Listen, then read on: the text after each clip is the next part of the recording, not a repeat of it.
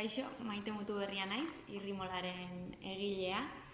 Irrimola liburu borobila da, poza borobila delako.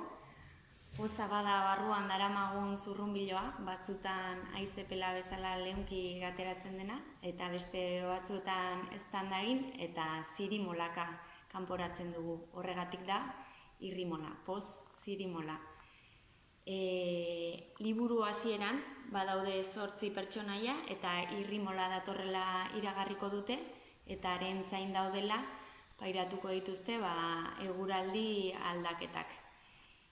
Poza irudikatzeaz gain, poza eragin nahi du liburuak eta horregatik aurkituko ditugu barruan jolas ezberdinak, asmakizunak, onomatopeiak, ezkutatuta dauden pertsonaiak aurkitu beharko ditugu eta gehiago jakin nahi baduzue, hemen duzue irrimola.